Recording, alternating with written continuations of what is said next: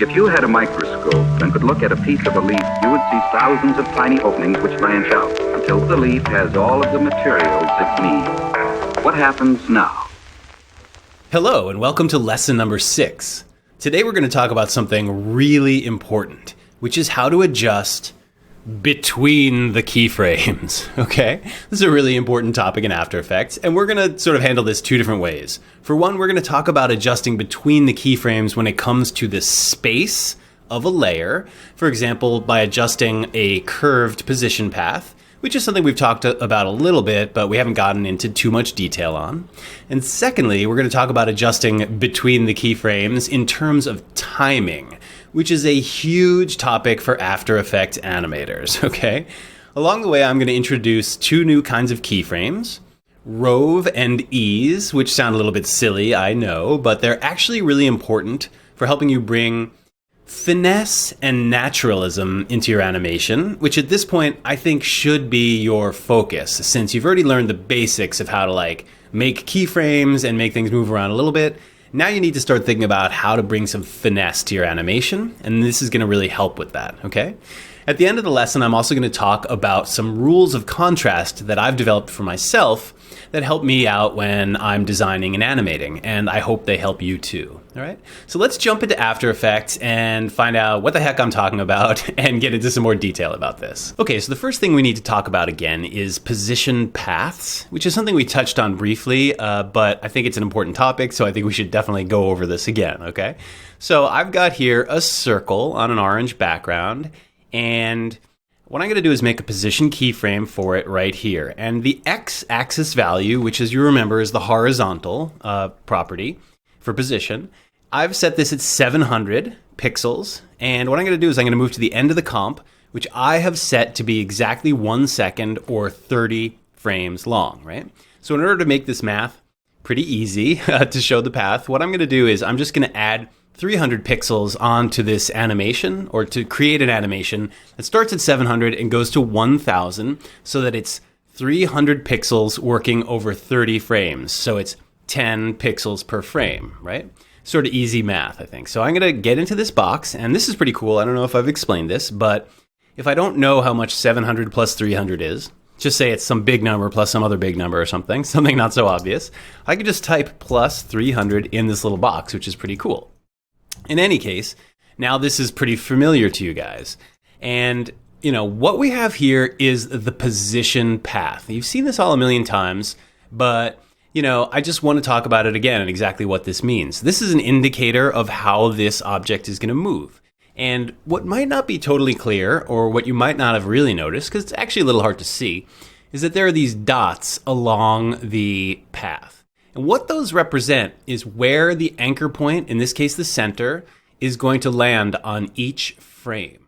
And you'll notice that as I move this, I'm just hitting page up, by the way, to move one frame back to the beginning of the comp, is that not only does the anchor point fall into where these dots are on every frame, but if you're a keen observer of After Effects, you'll notice that the spacing between these dots is the exact same for the entire path, right? And that is a very important thing to notice. And, what's interesting about this path is that it tries to indicate the speed of this object. So if I just say, take this last keyframe here, and I move this toward the beginning, you'll see that the path points here are actually getting farther apart, right? And there's less of them because it's the same amount of animation is happening over a shorter amount of keyframes, which means it's moving the same distance in a shorter amount of time, which obviously means that it's got to cover a greater amount of distance with each frame, right? So if we set this back like this, you can see that now there's only 6 frames, and I'm sorry, it's a little bit hard to see this, but you can see that they are now spaced quite wide apart, and as we kind of step through this, you'll see that it still jumps between, those points, right? So that's another word about position path, which is sometimes can be a hard thing to read. It's just, good to know that these little dots, which are hard to see here a little bit, indicate the speed for you at a glance. All right, so one of the ways that we can get in between the keyframes here, we've already kind of talked about. And that we talked about in your first homework, which was how to put an arc on a position path, right? So let's look at that again. So if I click on here and I choose my pen tool, or G, which is the shortcut, and I click on here, I've given myself now Bezier handles here and here, which of course are a little bit difficult to see as we've already been over, but I can grab these and kind of do this, right? And so now, obviously, as we talked about before, this is making an arc. This is moving along an arc. Now, one thing to think about with this is the position keyframes are still in the exact same timings, and I haven't changed where it starts and where it ends, either physically in terms of the screen position or in terms of the timing of where the keyframe lands, right? So by putting this arc in here, we are forcing this circle to move over a greater amount of space in the same amount of time.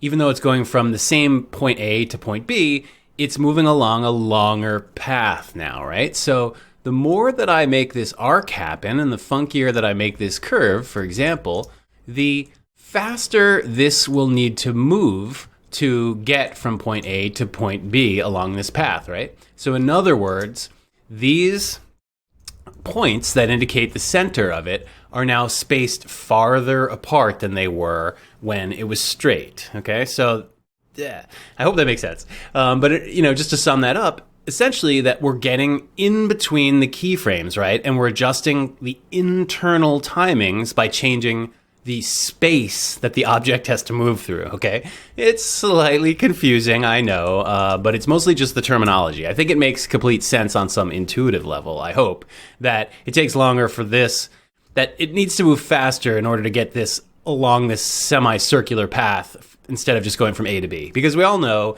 in real life that the fastest distance between 2 points is a straight line. There, I've related it back to some sort of real world thing. So excellent. And this is all fine and good, but what if we have a curved path that has a lot more points along it, like a more complex curved path? Like what kind of additional difficulties does that throw our way? Well, let's make another circle, and let's make this one a slightly different color so we can distinguish it. And that's slightly ugly.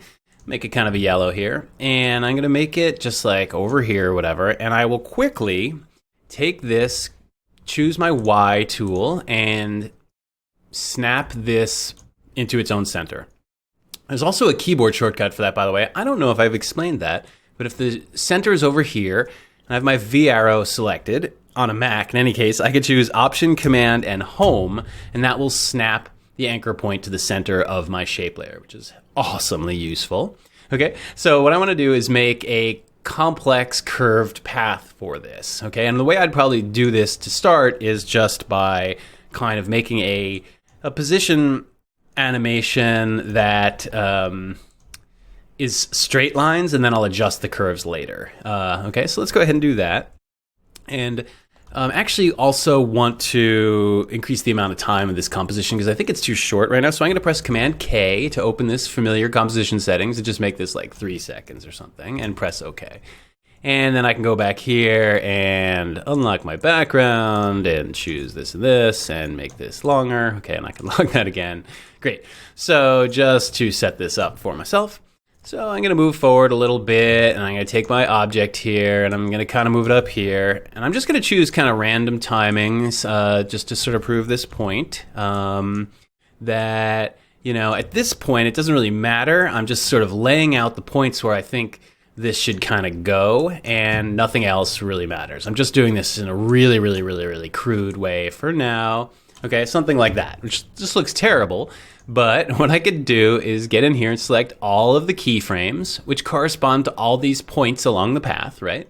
And I'll choose my pen tool, shortcut G. Oops, I chose the wrong tool, pen tool G. And now since these are all selected, when I move over any of the points, you can see that the pen tool icon turns into this convert vertex icon, which is actually what I want. So I want to click on any one of the points, and now I've converted all those straight straight linear points into Bezier handles, okay? So now I'm going to kind of quickly adjust these to make a smoother point. So I can do this kind of one at a time. And what I do is I have to option and click on these ones where there are double Bezier handles to make sure that I am pulling both handles at the same time. And if I command click on them, I can turn it into the my regular V arrow, and then I can adjust these individually. So that's useful. And obviously I'm gonna have to change the timings on these to get this right. Because you can see here that it's too close, for example, between there and there, because it's just like crinking, is that a word? Crinking the motion path really severely. Well, let me just first make some nice, smooth curves on these. All right, so I'm command clicking to get the arrow, and then I'm option clicking to adjust both sides of the Bezier, and this one's only got one side. Right, so the timings on this right now are terrible. If I play this down, it's like this or something, like really weird, and it's got like a bunch of pauses, and things go faster in places and slower, and that's because I just randomly chose the timings of these keyframes, right? But I could stretch these out and try to make this like look really smooth now and get the timings right, but it would actually be a fairly difficult thing to get perfect, right?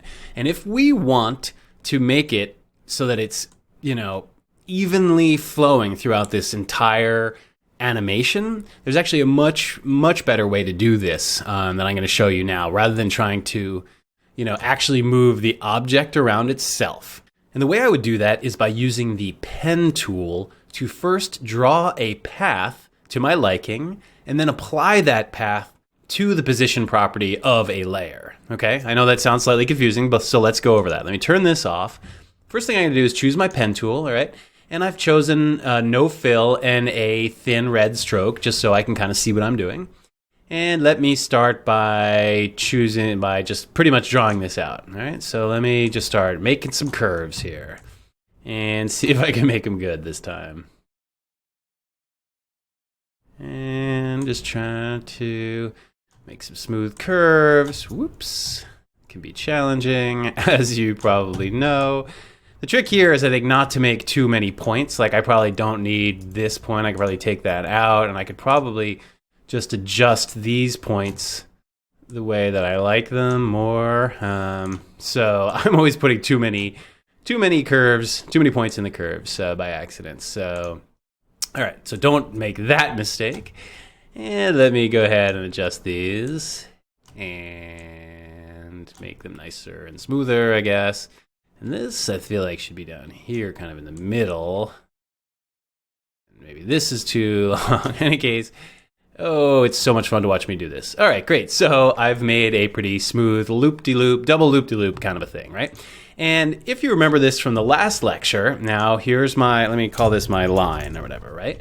And if I dig down into these menus here, line, and I twirl down this arrow, and then I twirl down the contents arrow, and then I twirl down the shape arrow, as you remember, there is now a path in here, because this is an open-ended, non-geometric shape layer.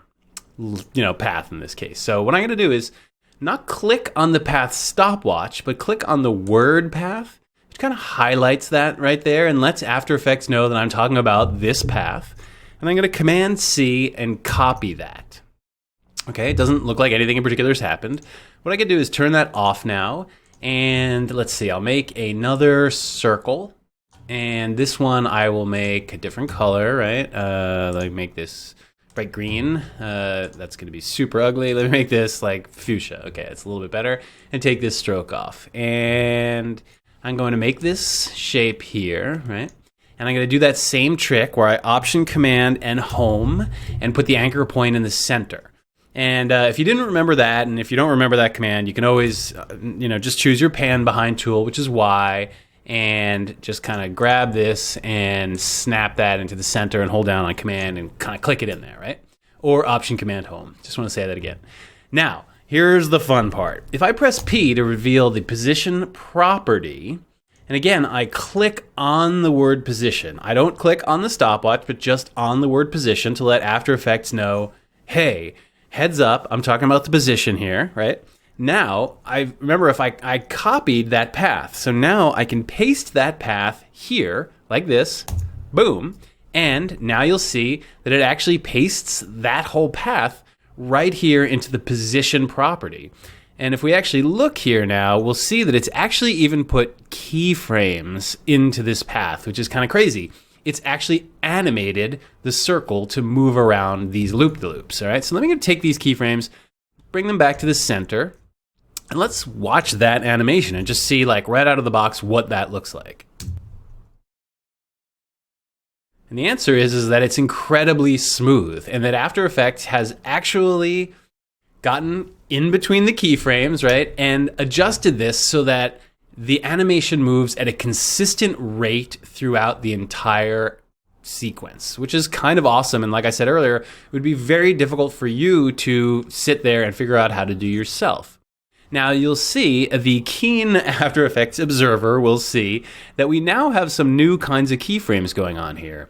These little circular ones, all right? And they're different from our normal linear keyframes. And in addition, you can kind of see, like, I'm going to zoom in on this. This one is literally between the frames, which is kind of crazy. You can't actually even put that there yourself because that doesn't even really exist in the world of After Effects. It's kind of, I mean, it does, obviously, but you can't stick a keyframe there. In this case, it needed to put that keyframe right there to keep the speed consistent.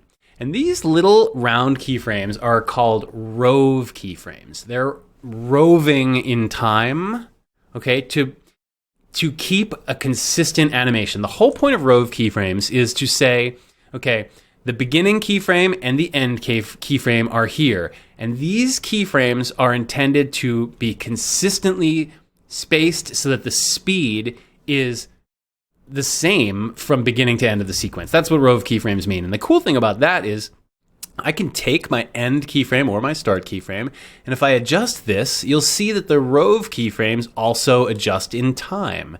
And what they're doing is, when I'm saying that the sequence is now a second long, it now means that this keyframe has to fall kind of here, and this one needs to fall there to keep consistent timings, right? Which is really cool. So now it's very fast, but it's consistently timed, and there's one consistent speed throughout the whole thing, right? And if I make this really slow now and long and hit N, you can see that it's also working that way at a longer animation rate. So that's incredible and incredibly useful for After Effects to do, because otherwise, like I said, it would just be really, really hard. And to go back to my example of the circle that I made earlier when I did this by hand, okay, let's check this out again, right? There's the timings that I made.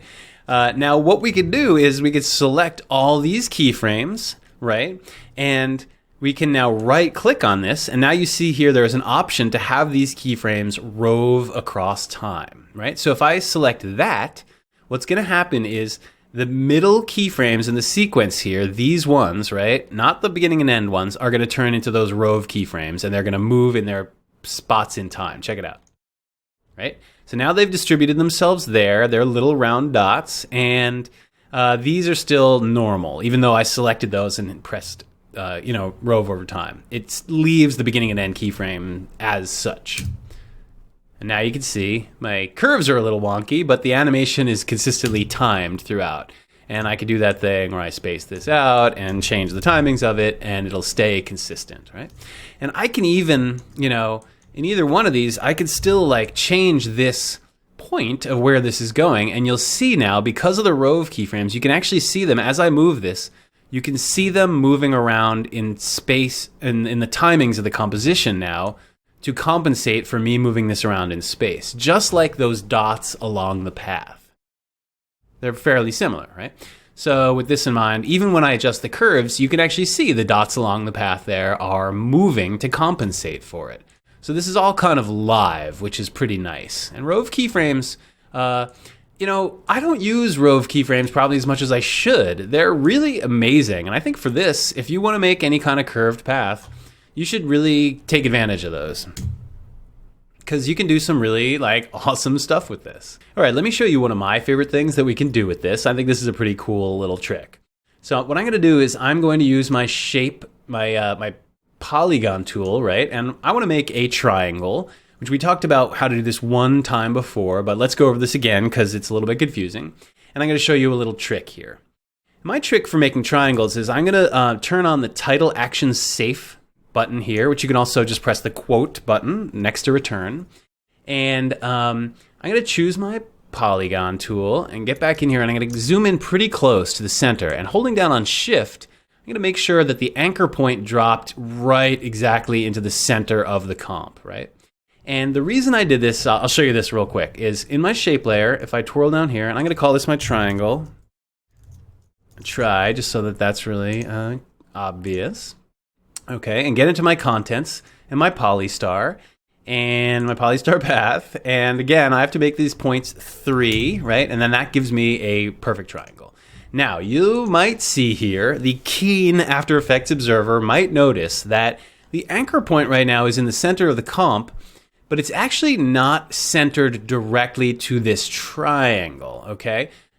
I guess the geometric center, if there is such a thing, is about here, because that divides it into half this way and divides it into half this way. But that's actually not how you would set the anchor point or the central point of a triangle. It would actually be more set, I believe, by making an imaginary line this way from here to the center of this line, and an imaginary line from here to the center of this line, and another one through the center. And where those all would meet would be right here, okay? And now this might seem a little bit esoteric or whatever, but what this means is when I rotate this triangle, okay, here, to make this even clearer, I'm going to drop a guide. I'm going to drop a guide on the top, or close to being on the top. I'm not going to do this exactly, and one on the bottom, right? And now when I rotate this, just say, 120 degrees, which is a third of the way, it rotates and locks into that same point, right? So it's rotated technically along its own center. I'm going to undo that. And what I'm going to do is just choose my pan behind tool real quick and snap this and hold command so that that anchor point now goes into the center of this box here. And if I rotate this now 120 degrees, you'll see that it rotates in this really funky way, okay? So this is just a little bit of a thing that I've discovered over the years, which you do not want to set the anchor point of a triangle here if you're planning on rotating it, because it'll rotate all sorts of funky. But instead, you want to kind of set it down there. The only way I've ever found to actually make that happen is to start the way that I did in the center of the comp and then twirl down the points to be 3. So yeah, I hope that makes sense. Okay, I'm going to move on. So now, if you recall, let's see, here's my line that I made. And what I'm going to do is I'm going to go down here. I'm actually going to delete everything else because I don't think we need to talk about it. So here's my line and here's my path.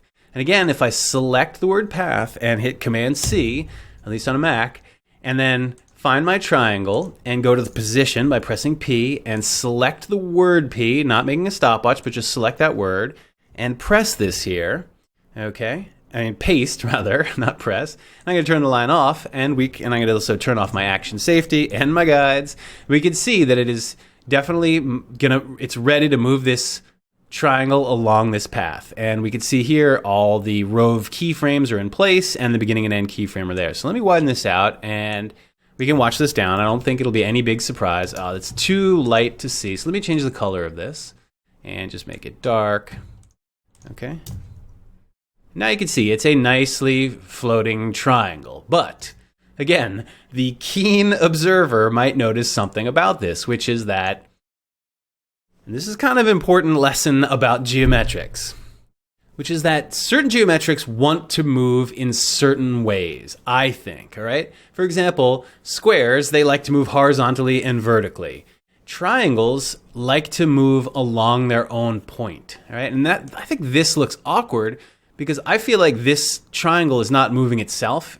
It's kind of being moved along. I don't feel like the agency of this triangle because it's not pointing in the right direction, right? It's sort of weirdly pointing up or whatever. And of course, we could get in here and try to rotate this. So if I hold down on Shift and press R, I can get my rotation here. What I could try to do is like rotate this into place, like starting here and make a position keyframe and go to the next point, which is actually a Rove keyframe, so it's not landing on an exact point, which is sort of irritating. And turn this like this, and then go to the next point approximately, and I don't even remember which way this was facing at this point. Oh, this is confusing. Yeah, whoops, I would have to have rotated this way, I think. Is that right? Yep, like that. And then this would be rotated like this, right? And you could definitely do this. You could get in here and turn the triangle so the nose, as it were, was always along the path, right? And it could kind of work like that and look all right. But because of these row of keyframes or not really falling in the right frames or whatever, it could be difficult to line things up exactly. I'm going to undo all this and get rid of all that rotation, okay? And I'm actually going to set this back to 0 like it was before. And I'm going to show you a much easier trick for dealing with this, all right? So I'm going to select my triangle layer and the path that goes along with it.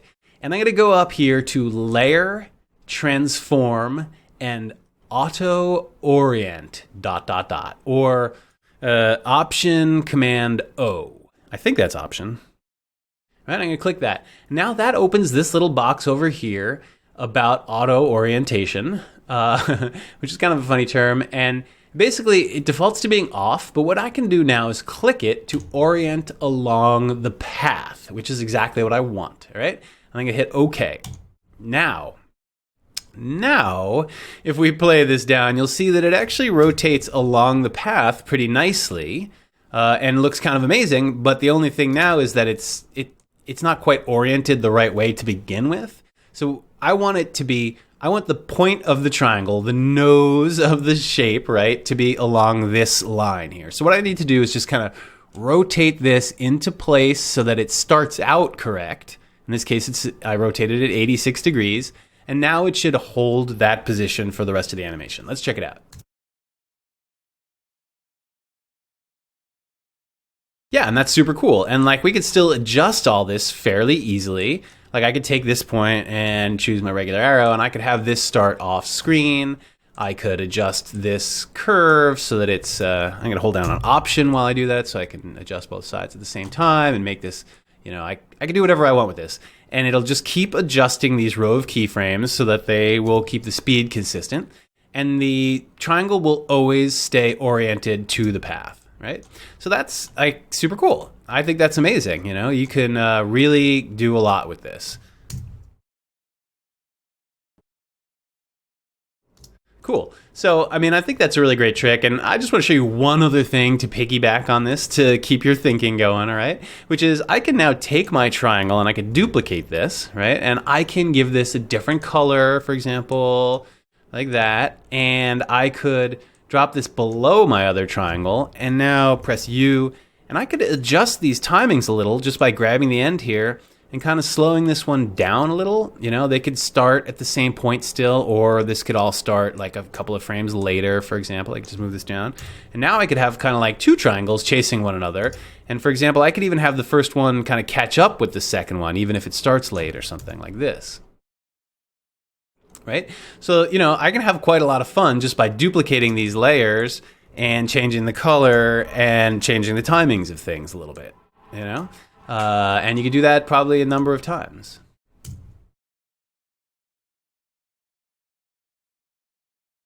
So that's the half of the equation when we're talking about adjusting between the keyframes in terms of the spacing on screen. And really there, we're just talking about position and position paths and arced position paths. That's pretty much it when we talk about that. That's the only property that you really have that kind of control over. But when we talk about the spacing and the keyframe, getting in between the keyframes in terms of timing, then it opens it up to every single property that we have in After Effects. Because for every property, whether it's position, rotation, or effect, or opacity, or blurs, or anything that you might put on there, you can adjust in between the keyframes to adjust those timings, right? And this is actually really important and something that most animators do all the time. Right now, the only thing that we've talked about, if you want to change keyframe timings, like for example in this really simple animation I have here of a square just moving across the screen, if I want to change the timings, I can move this closer, for example, the second keyframe, I could push it closer to the first one. And I think as you all intuitively know already, that when you move two keyframes together, you're causing the animation to happen over a shorter period of time. Therefore, that animation happens faster. Similarly, if you were to take the two keyframes and pull them apart and make them farther apart, you would cause the animation to be happening over a longer period of time. Therefore, it would be happening slower. I think you all get this at this point, right? But even still, we can adjust, like I said, between the keyframes and leave these keyframes in the same exact position, but do quite a lot of interesting things in this blank space here that otherwise After Effects interpolates for you. right? We, as animators, don't want to give that control over to After Effects, even though it's incredibly convenient that it creates the animation between the keyframes for us. Because we're all control freaks, we like to do that ourselves, right? Okay, so I've created this chart, which I hope is helpful in explaining the different kinds of keyframes that we're dealing with. The first one that I want to talk about is linear, and we did talk about this earlier.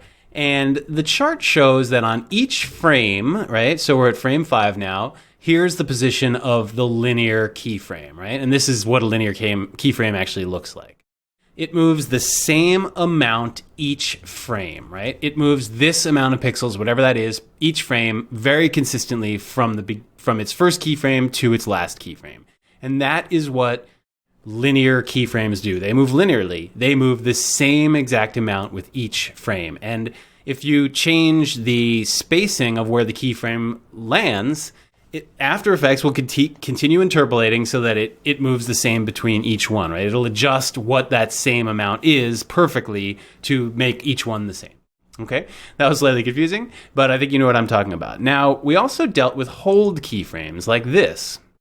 And what we remember from hold keyframes is that they hold their value until they encounter another keyframe, right? So if I press U to reveal the hold keyframes, you'll see that this is kind of the hold keyframe shape here, right? So now I could play these both at the same time and we can clearly see what the difference is here. So check this out. The linear keyframe moves, like I said, linearly. It moves the same amount each time. Whereas the hold keyframe, it holds here until it reaches this keyframe, and then it changes all at once. Now, I will say that the cool thing about this chart is that the keyframe timing is the same, and the spacing is the same. Both icons here are moving the same exact amount of space over the same exact amount of time. But they're doing it in completely different ways because they're different kinds of keyframes, right? Hold keyframes hold there until they reach the next keyframe, whereas linear keyframes will move exactly the same between the keyframes, right? Okay, so far so good. I think this makes sense, and I'll play this down one more time so you can see it. They both land at the exact same time. It's just that one moves and the other one doesn't, right? Now, there is a new kind of keyframe that I want to introduce right now that is called Easy Ease keyframes, which is kind of an annoying name I've always found, but I guess it's pretty descriptive. So what Easy Ease keyframes do is, and they're pretty awesome, is they give you a slow start and a slow end between the two of them. So they start slow and then they move faster and then they end slow. And that's what Easy Ease keyframes are. And let me show you what those look like. The actual keyframe is going to be this kind of a shape. And here, let me get to this layer and press U, and I will reveal ease keyframes here.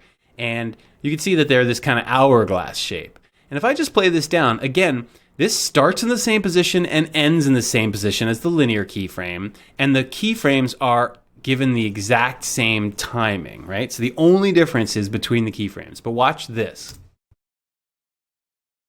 Right? And the difference is subtle, but it's there. And we can actually see it even better if we go frame by frame. So if I hit one frame, you'll see that the linear keyframe has moved the one frame. And the ease keyframe, just to jump back, it's moved a tiny little bit, right? And then the next frame, for frame 2, which is actually the third frame of the sequence, the linear keyframe is already here, and the ease keyframe has just moved a tiny little bit more, right? And so on and so forth. The ease starts slower. The linear is just moving along at the same rate all the way. But the ease, now you see it's starting to gain speed. It's getting closer. And at frame 15, which is the exact center frame, both of them line up again, right? Now the hold keyframe is still just holding there, patiently waiting. The ease keyframe has started out slower, and now it's moving faster than the linear keyframe. So you can see that the center is about here, and this one's just moved over 1. This has moved about 1.5. And now this one's around 18, and this one's at 17. Now, the funny thing is, of course, on the other end, is that we get close to the end, the linear keyframe starts to just look like it's moving a lot faster, whereas the ease keyframe is slowing down. They all reach the point right there at the exact same frame. But the linear keyframe moves a lot more to get there because the ease is slowing down, right? Let's look at it again. It's really quite a difference between the two kinds of keyframes. Let me explain now, which I haven't yet, how to actually make ease keyframes, or easy ease keyframes. So what I can do is select these two, and if I command click on this, I'll turn these back into linear keyframes. Now let's just take a pause for 1 sec and just show that now that it's linear keyframes, it really does move completely in lockstep with the linear keyframe icon that I've made here, right? So to convert it to easy ease, there are basically two ways you can do this. The shortcut is to press F9 on your keyboard. You might need to press function F9 if you're on a laptop. I'm not a laptop expert, but I think that's the way to go. So if you press F9, you'll convert these like such, right? You can see just with that one button that it converted it to that kind of keyframe. If I undo that, the other way to go is if you right click on this and go to keyframe assistant, and then you'll see here there is easy ease, or F9. There's also easy ease in and easy ease out. I'd personally like you to just completely ignore those and never think about those again. So don't worry about those. Easy ease is all you really need to know. So if I put that on now, it has, dropped that kind of icon on there. And even if you want to look now, it's probably a little bit hard to see, but you can see that that path that we were talking about, that the spacing sort of is widening out here as this is going slower and getting faster and faster, right? And then the spacing is actually widest here in the middle where you'd imagine it to be, and then it scrunches together down here at the end, right? Now, because I'm very fancy and I like to explain things visually, I went ahead and created a layer for this chart, which I'm calling an onion skin. No, not that kind of onion. Onion skinning is an animation term which basically allows you to see the drawing before and the drawing after the one that you're currently working on. And that is to help you determine the best position and the best drawing to go in between those two, the one before and the one after. We don't have anything quite that complicated here, but what I did is I created this onion skin layer that when I turn it on, you'll see that it now shows the position of every frame at the same time of the entire sequence. It kind of visualizes every frame at the same time for us. And what this means is we can look at, like, for example, the linear, and we can see that it really does move the exact same amount on each frame. And we can tell that by looking at this sort of overlap gap between the different shapes. And we can see that on each frame, it's the exact same diamond shape, right? Here on the hold keyframe, we can see that, it bunches up here. And I should say that the sort of more opaque that the color of the icon is means that there are more frames packed in there, right? That's why the overlaps are more opaque, because it's 2 frames. Here, the hold keyframe is like completely opaque because it's just sitting there the whole time. And then there's this sort of ghostly one at the end that's just the one frame when it arrives over there at the end, right? So this is a great way of visualizing these things. And then with the ease, this is even better. We can really see here at the beginning, if you look at the edge, you can see how slowly this is moving. It moves this tiny little amount first, right? And then it moves a little bit larger than that, and then a little bit larger. And that is getting bigger and bigger. And again, we can kind of look at this gap, which is non-existent until about here. And then the gap widens out, and we can see that gap getting wider and wider, and then eventually scrunching up and getting closer and closer together, right? So I think this is a really completely awesome way to visualize keyframe interpolation, or, in this case, the difference between linear, hold, and easy ease keyframes. So far, so good, right?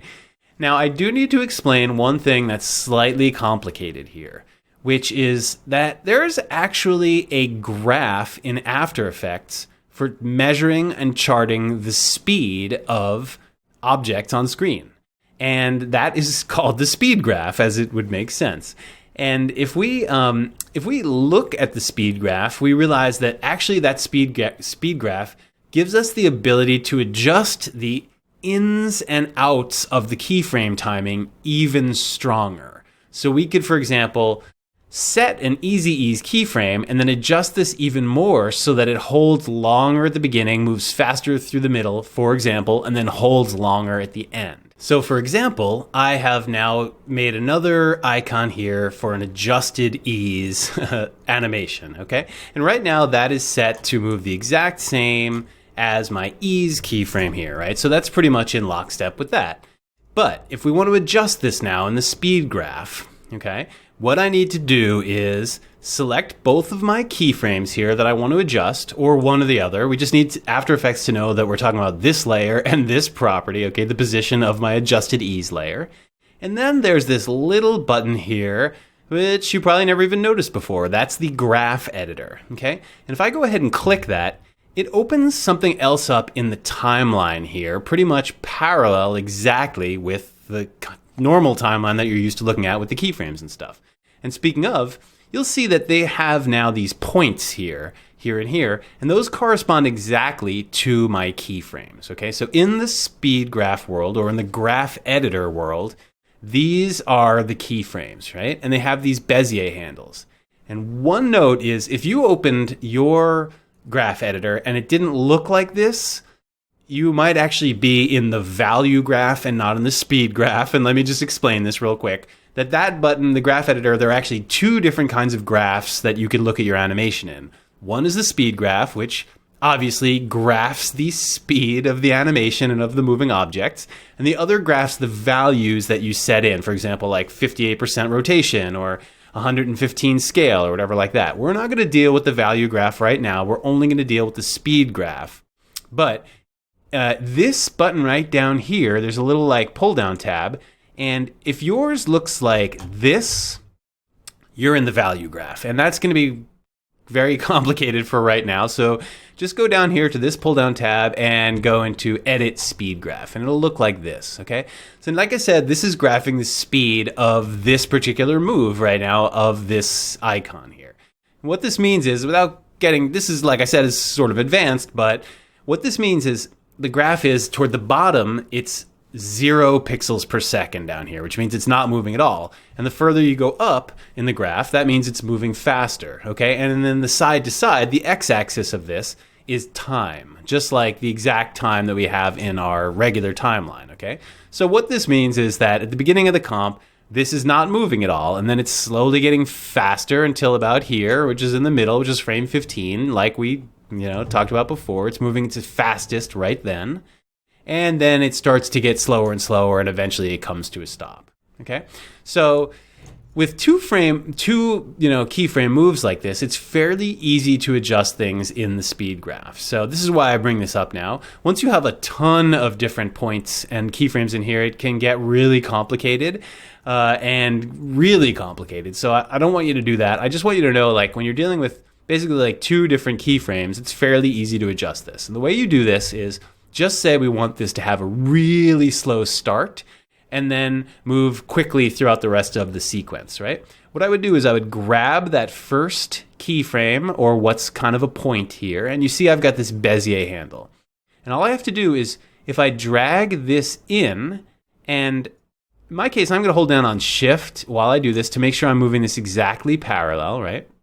Now you can adjust this in or out. Now, if you want this to have a really, really slow in, you'd basically adjust this like crazily, pull it in that direction. So what this means is that it's going slower, slower, slower, slower for a lot longer at the beginning. And then when it peaks and is finally at its fastest point, it's more like around here and not at frame 15 where it was happening earlier. So we've kind of pushed the peak down.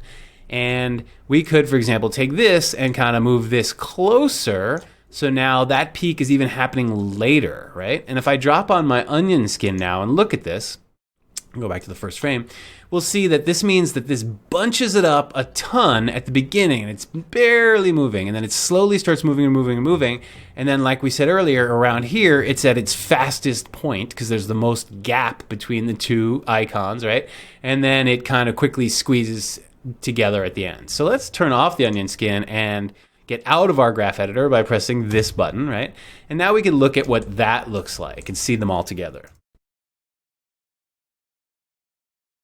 Right? Again, same distance covered and the same amount of time, but the action is very, very different now. It's holding a lot longer at the beginning, like we said. I mean, these are already, most of the way through, and this is still over on this side, and then it very quickly whips over and joins the others right at the last frame, right? So The graph editor, the speed graph, I should really say, is really super useful. Again, you select your keyframes and you press this button to go in there, and then you can kind of adjust things. If we want this, for example, to go really fast at the start and really slow at the end, I can adjust this the other way now. And you'll notice there's a little number on the influence as I drag this. The influence, like right now, it reaches 100%, and that's the farthest I can possibly drag that out. So, there's a limit to how much you can do this, but now this animation will look like this. It's like way fast right at the start, and then just basically slowing down the rest of the time. And if we put on the onion skin, we can see what that looks like here. It's basically jumping this huge gap at the start, and then it's getting slower and slower and slower and slower and slower over time, which is what you'd expect based on this graph, okay? You can really see that this and this are very much correlated. In fact, the way I set this up, you can even see as I adjust this that it changes that. So kudos to me for making such a cool graph. Cool.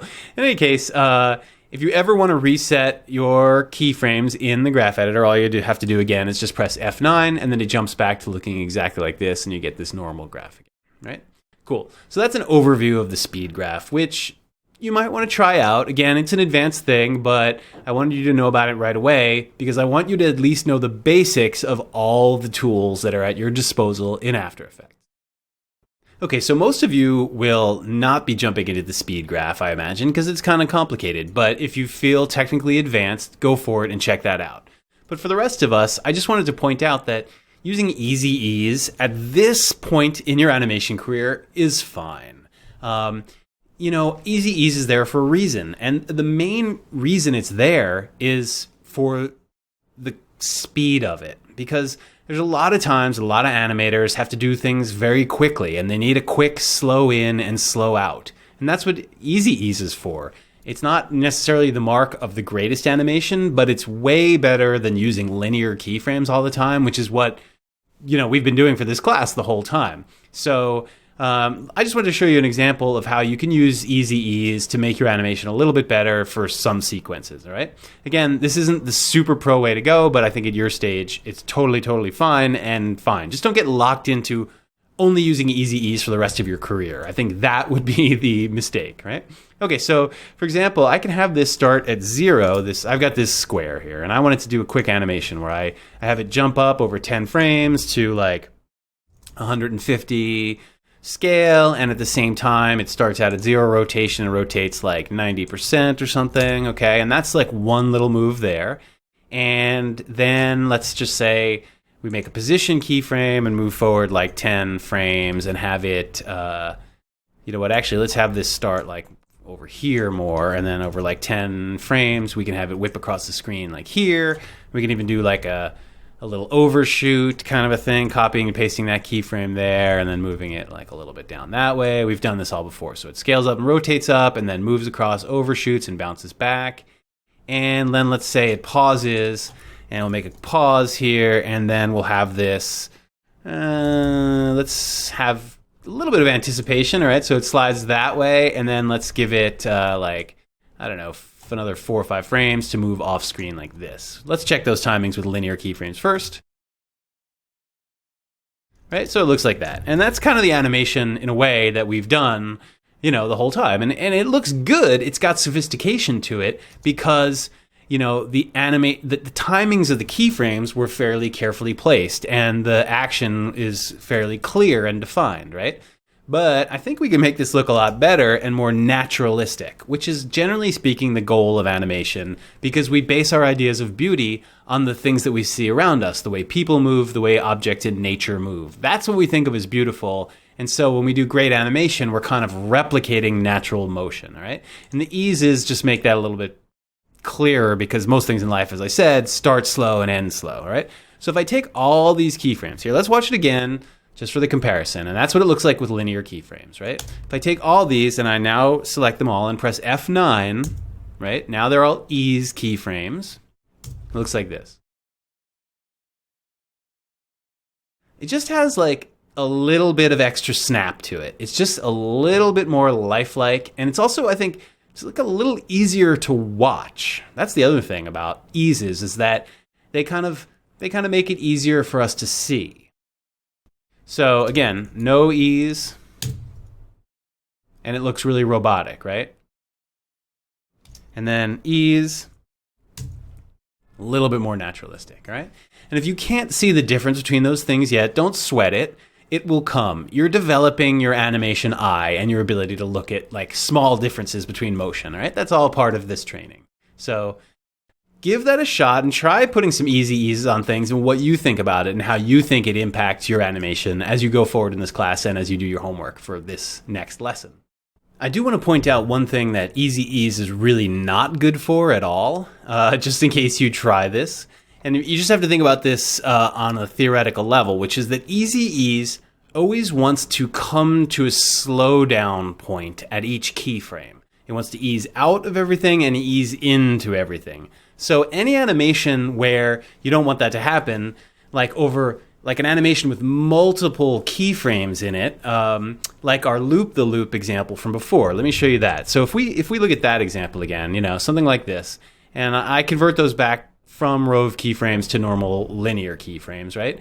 We've got a smooth feeling animation like this. And if I were to put easy ease on everything, you might think, oh, I want this to like start slow and then move quickly through the whole thing or whatever. It doesn't work like that. So if I press F9 to put easy ease on all these, right, what happens is that the animation now looks like this, right? And you see what it's doing is it's slowing down at each keyframe and then speeding up again. So it's actually making it look incredibly jerky and weird and not at all what we like.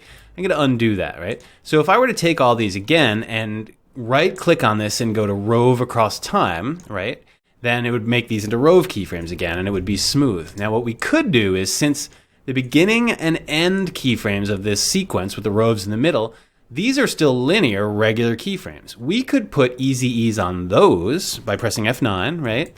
And now you see that it shifted this. I'm going to undo that and watch, see the position of these rove keyframes here. When I press F9, it's going to shift these all over the place because the speed's changing. So now it's kind of grouped them in the middle. And now this sequence is probably more like what we were imagining in the first place, which is it starts slow and then it moves more quickly through the middle and then it slows down at the end. So check this out.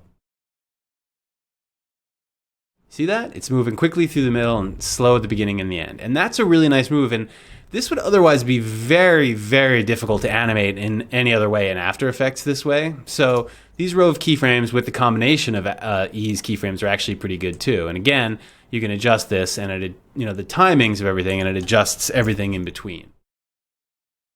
So that's really fun, and that's a good use for rove, but not for easy ease. Just remember, any complicated multi-point animation, probably you don't want easy ease unless it's something like it comes on and it eases to a stop and then it pauses and then it moves, sort of like our first homework example. Those could have had some really good eases on them as well as the arcs, and that would have made really nice animation. Of course, I couldn't teach that all to you in the first lesson. But in any case, easy ease is awesome sometimes, and it has pretty big limitations at other times too. So you can't just kind of slap it on it everywhere, all right? So that's pretty much the end of our lecture about Between the Keyframes, right? So I hope that makes a lot of sense. And we're going to now move on and talk about more like examples of things from your homework and do that, all right? Your homework assignment for next time is called Geometric Dance Party. And it's really just a good excuse for bringing together music and animation, which are two things that I completely love and which I hope that you love too. Music and motion work really well together, and they're fun to put together because both of them are powerful methods of communicating things without words, right?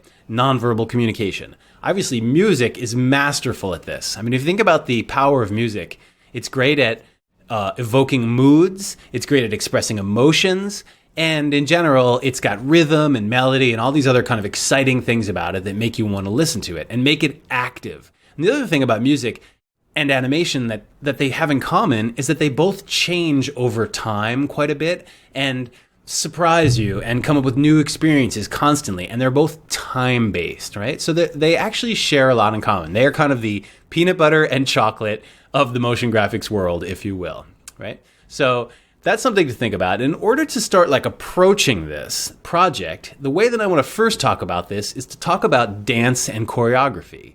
Obviously, this lesson is about making shapes dance around on screen, right? So I think choreography and dance is a really great place to start. And in a way, it's a great place to start researching the ways that you might want to make things move. To begin, I'd like to contrast different kinds of dances against one another. In particular, I'd like to compare solo dancing with partner dancing with dances where there's a lot of people on stage or on screen at the same time, all right? And again, I'm not talking about how one form of dance is better than the other or anything like that. I just want to compare different styles, okay? So let's start with this Stone Cold classic, which is Gene Kelly's Singin' in the Rain, all right? And I'm going to play this and talk over it. I'm not going to listen to the music. But I want to point out a couple of things right away, which is that Gene Kelly is a very fluid dancer, okay? He's kind of like easing all over the place. There is just so much grace in everything he does, okay? And I'm going to stop this 1 second. Let me point out that when I'm talking about watching people, I want you to think of them as a shape, as a single shape, basically, and not like as a circle of her head and some circles for the hands and like some rectangles for the feet. I'm not talking about individual parts of the body, though that's interesting too. I just want you to think about the way the body is one shape on screen and the screen size and the way that it moves around on screen, okay? So, I'm going to back this up a little bit and say that like what you see here right away is very, very important and very, very much a part of motion graphics as well, which is once he starts getting into this faster part of the dance around here, what you'll see is that he has a lot of variety in what he does, but at the same time, he's also kind of doing the same things over and over again, okay? So like he'll repeat moves a lot. He'll repeat them a few times. See that that umbrella sequence there? He swung it back and forth like 3 or 4 times, okay? It was not something that he had done before. He arrived at it, but then he repeated it a number of times so we could kind of see it and understand what it was. And then once we perceived it, he moved off of it and went on to something else. And when I say he, I'm really talking about the choreographer and him, who I'm sure worked together. I don't know who the choreographer is for this, sorry to say. But repetition and variety, here we go. He's moving a lot of steps in this one direction, and then he's starting to move back in the other direction. And that's actually really interesting.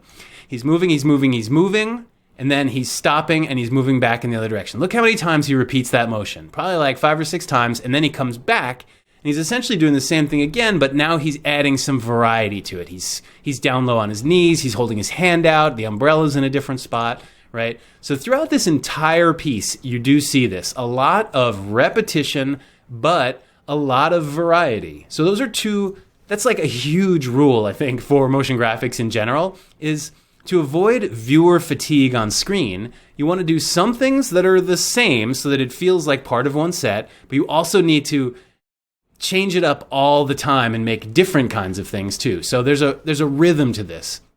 There's a dance between repetition and variety, and we see it really clearly here. And we also see just how awesome of a fluid dancer that Gene Kelly is. Okay. Another completely different example of solo dancing on screen are 80s break dancers, which the outfits seem a little bit silly here right now, but the movement is incredible, and it's very different from Gene Kelly, and it's all very different from one another too. For example, this guy is definitely like all about kind of easing from one move to the next, and then he has these kind of little pauses that he builds in where it kind of focuses our eye, like there, right? Okay, that was the end of the routine, but this guy now is doing a very glitchy, like robot-y kind of thing, which is very different from fluid dancing that Gene Kelly was doing. This is all about incredibly sharp, little powerful moves that, actually do repeat, but more like create a crazy shape for our eye that we have to kind of follow all over screen. And it's a very different style of solo dancing. This next guy here, right, is a completely different kind of thing. He's now changed his body, and it's no longer horizontal. It's actually vertical. It's practically down on the floor, right? So that's a completely different physical space for his body to occupy, right? And not to mention that he's spinning and rotating and doing this kind of insanely athletic, difficult thing to do here. He's also picking up speed, and here he is. He's slowing himself down with his hand there. It's kind of a little bit of an ease, right?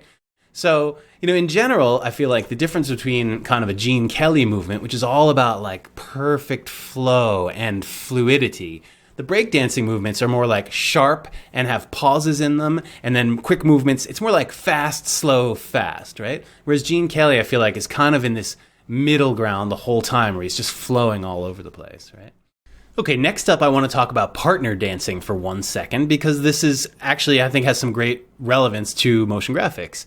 Sometimes you might have one solo object on screen in your homework, but in other cases, maybe you want a kind of duality. Maybe you want a little duet between two prominent objects, all right? So how do choreographers handle this?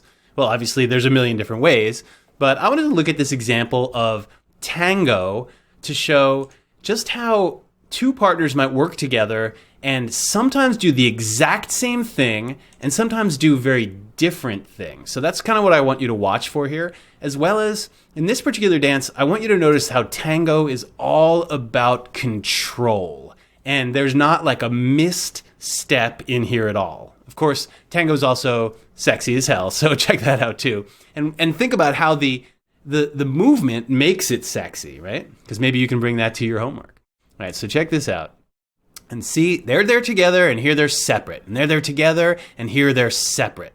And then the way that the moves lock together is, there's just so much control. Watch this. I mean, they are perfectly synchronized, and yet both doing something different. You'll notice also just how intense their communication is with one another too, in their faces. And when we think about dancing in general, I didn't mention this before, but even though I'm asking you to think about the body as one shape, just think about the ways that that shape changes here. It gets lower to the ground and it sort of squeezes and it gets bigger and it compresses. The opposite of compresses, it gets bigger. So that's just something to think about. Even though it's one shape, the human body, it's changing shape all the time. So maybe this is something you can bring as well to your homework, right? And just, I mean, the amount of control here is out of control, right? And I want to compare this to some swing dancing from a film from 1944 called Groovy Movie, which features this amazing sequence of, I don't know, swing dancing or jitterbug. I'm not exactly sure what you'd call this. But if you watch these partners dance together, I mean, it's very much the opposite kind of what they're going for in a tango, like the one that we just saw. I mean, this is supposed to sort of recreate this kind of ecstatic, extemporaneous kind of improvisational chaos almost, where each partner is doing almost completely their own thing at every moment, and they're interacting in this really wonderful physical way. I mean, I just completely love this kind of dancing and find it so amusing to watch. And if you could bring this kind of energetic enthusiasm to the movement of your animation, then I think you'd really be onto something. The final thing I want to talk about are examples where there are multiple dancers on screen at the same time. And the first thing I got to say that comes to mind when I think about this is the work of Busby Berkeley, who's kind of this 1930s and 1940s Hollywood musical choreographer.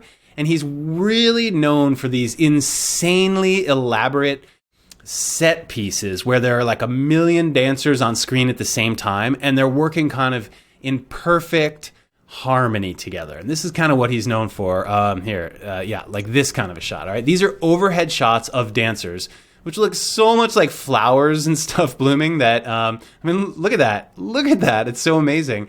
It looks like a cabbage opening or something, but it's actually just dancers with fans shot overhead. But the point that I want to make here is that these dancers are perfectly in sync with one another. Look at this. I mean, the whole point is the synchronization between the dancing, right? And the insane amount of control that the choreographer has over this exact shape that they're making on screen. I mean, control freak, anyone, right? I mean, this is crazy. This is so awesome, okay? I want to talk for a sec about a modern dance choreographer named Elizabeth Streb, who I completely love. And Elizabeth Streb is really one of a kind, and her work is very much about impact and about literally like bodies hitting things and bodies colliding with one another, and sort of elaborate stage props like this, where she has dancers do these incredibly physically difficult things like leap and land really hard, and or interact with kind of funky machinery. There she is, Elizabeth Streb. And let me show you some examples of this piece that she did. All right. So part of her thing is that the dancers could actually get hurt, and part of her dancers, that they're all about sort of taking this risk, and it's incredibly physical. And I just, other than that just being really interesting, I just want to point out that, for example, in this dance, everybody is doing something very different on stage at the same time, right? This is not Busby Berkeley at all. There is a coordinated sense because they're all kind of working together to control this machine. However, this is not a choreographed dance number like Busby Berkeley. However, it's perfectly choreographed and it's perfectly balanced, as you can see right here. And it's physically balanced, actually. So there's like a kind of metaphorical balance as well as sort of the, what you'd normally consider an on-screen balance of dance or composition or something like that, right? So it's just to say that like different kinds of partner dancing and different kinds of group dancing can be very, very different from one another. And there are a lot of super exciting possibilities. This is insane. This guy like leaps off of this thing, and this guy's got to dive down as quickly as he can. I think it's a he, because otherwise this heavy ladder is just going to smash him. Anyway, I kind of, I do enjoy the sort of sense of humor of her work like that. Cool. So let's, what I'm going to do now that we've done that, and I hope that kind of kick-started your thinking a little bit, and feel free in the homework, by the way, to have moments where you have one object on screen, maybe where you have two objects on screen, and then you have multiple objects on screen, and think about which way would you like to choreograph them.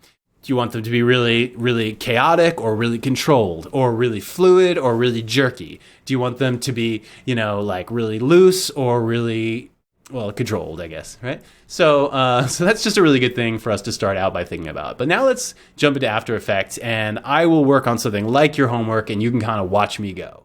Okay, I'm here in After Effects, and basically the brief of this project suggests that you have to make all of the art in After Effects. Shape layers, solids, and lines, essentially, right? So that's actually a pretty good limitation for us. Before I started this, I went to Coolers, and I know I've been over this already, coolers.co, and I picked out a color palette, right? And I'm just going to open that up and keep that over here, like I showed you how to do in the animation oatmeal example, and I will lock this, right? And also, we're going to give you a variety of songs. They're all about 15 seconds long.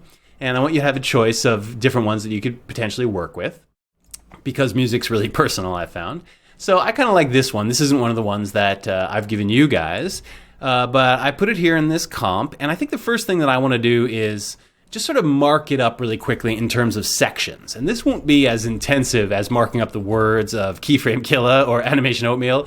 If you're worried about that, if you're having bad flashbacks about that, don't worry. This is more like just trying to find these sections. Like I said before, we do want to avoid viewer fatigue, which is a way of saying we just don't want the audience to get bored. So we want to change things up pretty frequently. And the music will give us some cues as to when to do that, because music's doing the same thing.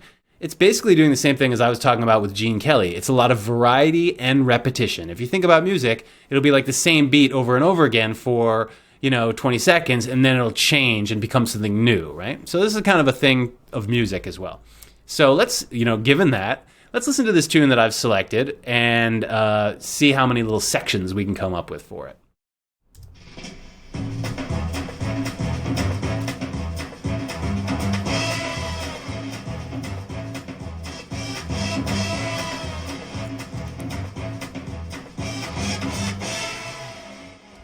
Okay, so there's about, 6 or 7 in there. I'm probably not going to be able to do this whole thing because otherwise it'll just take too long. But let me mark off the first few. And what you can do is you can actually mark these live using the keyboard numeric keypad asterisk trick again, like I showed you earlier. So like right there, and we can actually look at the waveform as well. Right there at the beginning, there's this little intro, right? And like that's the kind of perfect thing that I like to start with, because it'll kind of like, in the same sense as what it does with the music, is it gives like a little indication that something's about to begin. It's like a little anticipatory moment, right? So we can actually play with that with the motion graphics and have something on screen there that does something. So that's one little section. And then it's changing here to a new section. So let me make a marker there. And then this section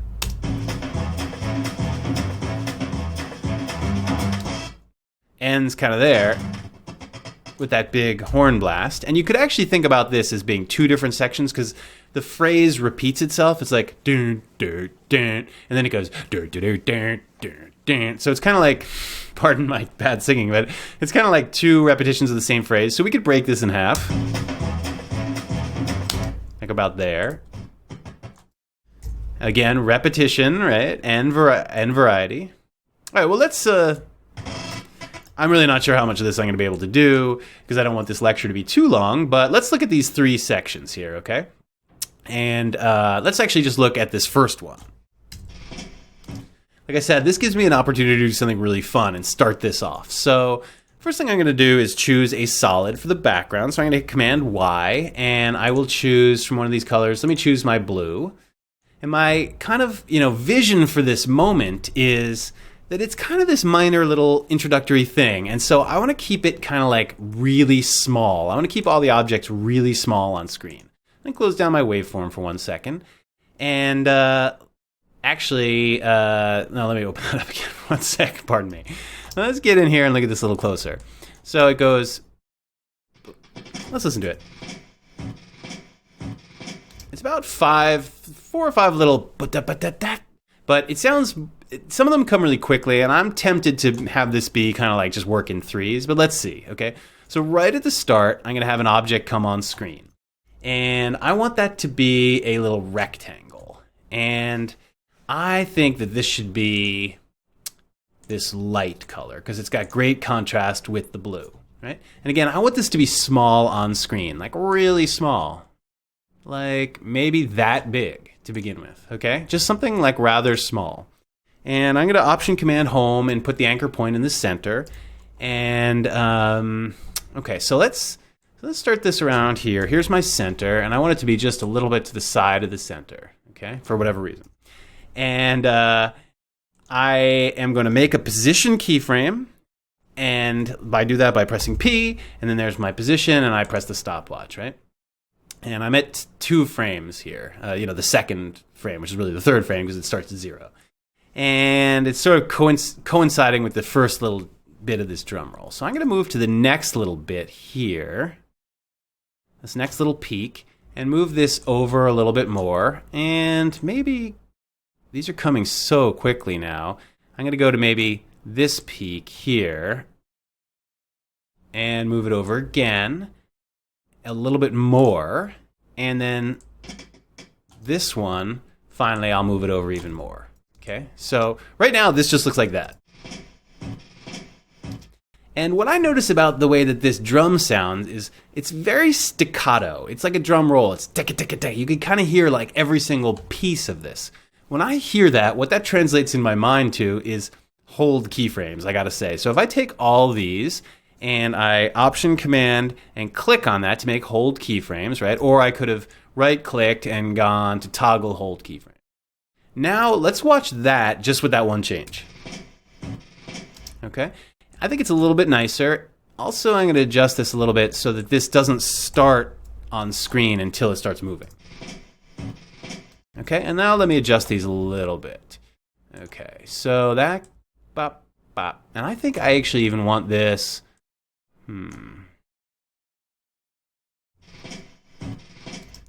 It feels like it's not moving enough right at the start, maybe, so I'll make that a little longer.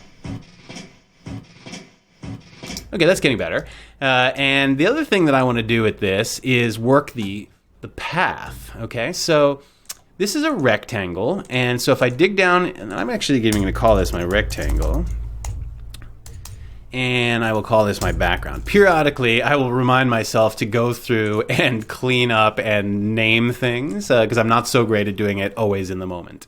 Right? So if I go into my rectangle, I look at the contents, and I look at the rectangle. Now, I've got this rectangle path, and that's got this size position around this. I know we went over this a lot. What I'm going to do is I'm going to right-click on this and convert to Bezier path. So now I just have my path, okay?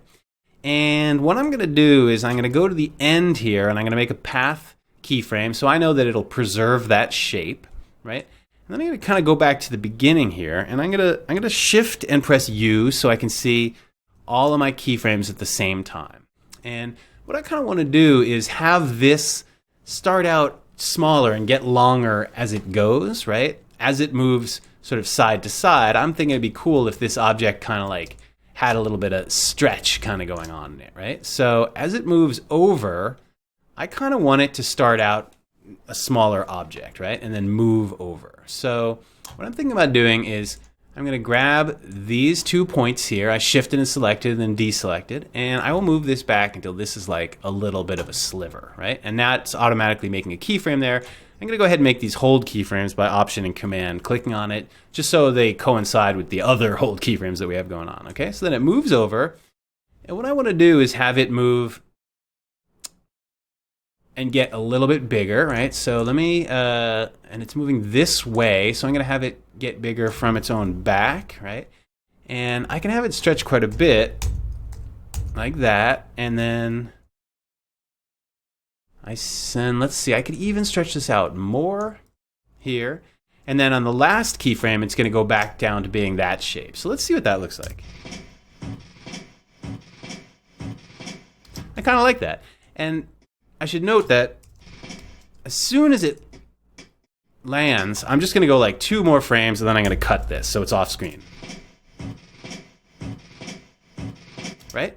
And that's kind of fun. It's got this kind of nice stretchy staccato thing, and it sort of resembles the sound there, which is, of course, really the main part of this brief, which is to design something that moves and looks and feels like the way the song feels.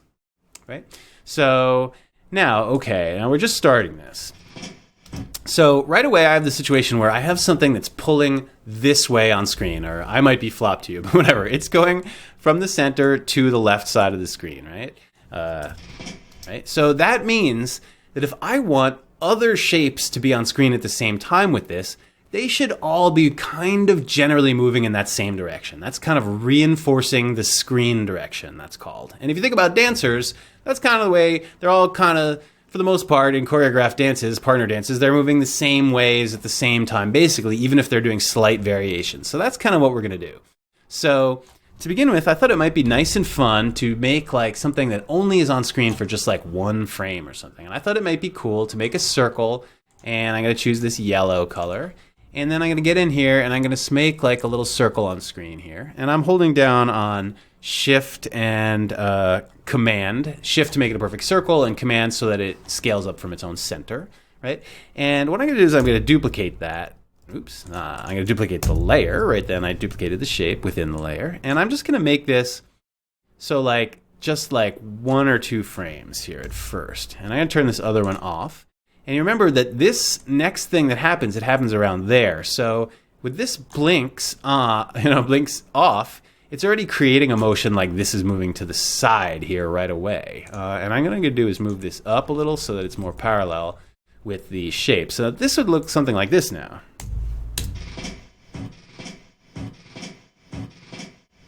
So it's almost like the circle turns into the little line because it's all happening so quickly and because it sort of blinks on. And so now I've got another copy of that same circle here. And let me just name this Circle 1, and I'll name this Circle 2. I always spell circle wrong. Anyway, so there's that same circle, and I'm going to start this around here. And let's see. What I'll do is I'm going to move this up. I'm going to make this a little smaller, right? I've just sort of scaled it down by grabbing the corner there. And I'm going to move it like here. And I'm going to do the same thing where I'm going to make a couple of position keyframes to match this now. So here's my waveform again. So here are my other keyframes, and I don't want these necessarily to all be in complete lockstep. So let me try making a position keyframe here. Okay, and let me make this hold, and I'll move it to here, sort of between the keyframe movement of the box. I'll move this just a little bit, right? And then I get here, and I'll move it even more, so it's kind of like moving in parallel with that. And then when that disappears, okay, I want to have this stay on, maybe even move one more click over, and stay on for like 2 frames. And let me cut that there and look at that and see what that's done. Right?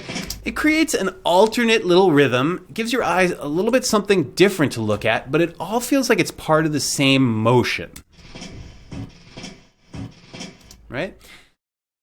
And it's partially because they're moving in the same direction, and partially because they're in the same screen area together, and also partially because they're doing this sort of jerky hold keyframe, kind of a stop motion-y feeling, right? So those are some good rules. And so let me see. So now this ends there. And what I want to do now is have something that's kind of over here that when this ends, it kind of completes the motion in a different way. So let me make like, I don't know, like a square, and I'll make that like red. That might be nice. The red is obviously the most actively visible color here. And we'll see what it looks like on the blue. Let me deselect everything so I can make this. Okay, I'm gonna kind of, put this right here and put the anchor point in the center, right? And start it here. And this now, I have colored this by accident red in the process. Let me go back and make that the color that was weird. Sometimes when you hover over there, it makes it black. I'm not quite sure why, but you got to see that in action. All right, so now what I want is, it's almost like at the beginning, I want it to seem like this rectangle here is kind of turning into that red circle, though I do want to put some, like a little bit of a gap between them. I said circle, but I meant square, excuse me, the red square. And I can move this down a little bit so it's even more parallel. And what I could do now is actually have this move in the opposite direction, and it might feel like a little bit of a overshoot. That's kind of what I was thinking. And in any case, let's see if that works. And it probably needs to be really quick. And we could even try putting some ease on this, but let's check it with linear keyframes first. And it's happening a little bit too slow, and it's happening a little bit too late. Split the diff there. I kind of like that. I think maybe it could be a little bit smaller, so I'm just going to scale this down a little bit. You know what? Maybe that red is too hard to see. I don't know. Let's try the orange.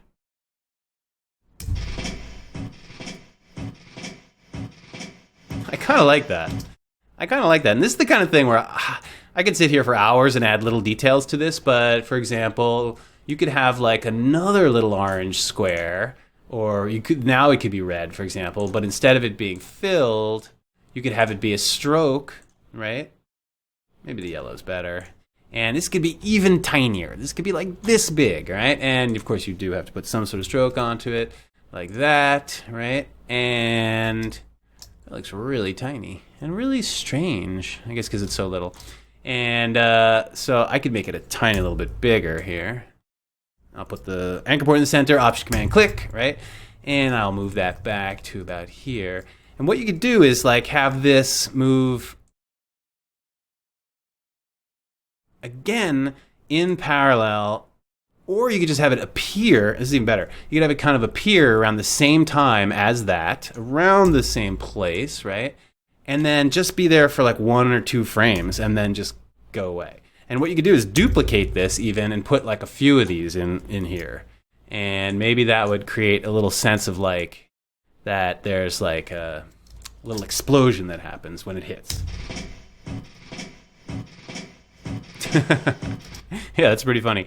I mean, I think actually what I would probably do is put some animation on there just so it's not quite so stock still, but I kind of like them if they, for example, scale up, like go to the end and then they scale up to like that big or something. That's actually quite big. Let me delete this one and duplicate this so I don't have to redo that animation and put this one up here. And let's see what that looks like. I kind of like that. And let me offset them by 1 frame. I like that a lot. And now actually what I want to do, I think, is move it closer to where the orange was. That's a little too close. But yeah, you get the idea. It's not really in the music. It's almost like I'm describing the echo after the music or something. And you could also like change the colors on there too if you think that it's too similar. And you could also change the size and like just sort of dial one of them down a little bit.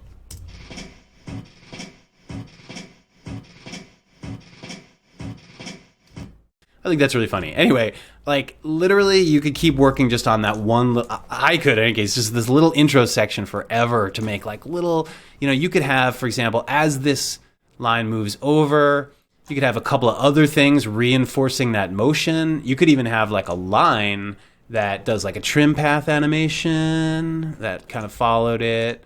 Even just a one-stroke line like this. Let's see. I'll get in here and add a trim path right to my line, and now I know that I could just dial the end or the start. Let's see, I think it's the start in this case. Yep.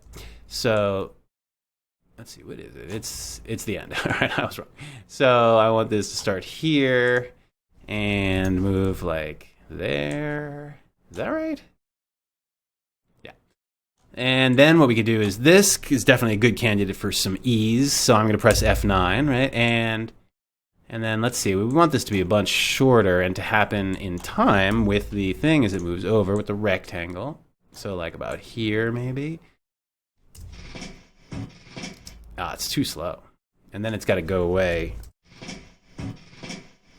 Ah, that doesn't work at all. Maybe with the... Yeah. That's pretty cool. Anyway, so my point being here is that there's almost no amount of little details that you couldn't put in some areas, right? Okay, cool. And let me go through and actually name everything. And I could do this in fast forward or whatever, so it's not totally boring to you. I would need to trim, I think, my orange circle somewhere there. So that when this happens, here's our first big beat, okay? And what I want to do is, I want to make a new solid that comes on this beat. So I'm going to press Command Y, and this one, let's make it white. Let's have like a tremendous contrast jump here, okay? And let me press left bracket to start that there. And here's what that cut would look like.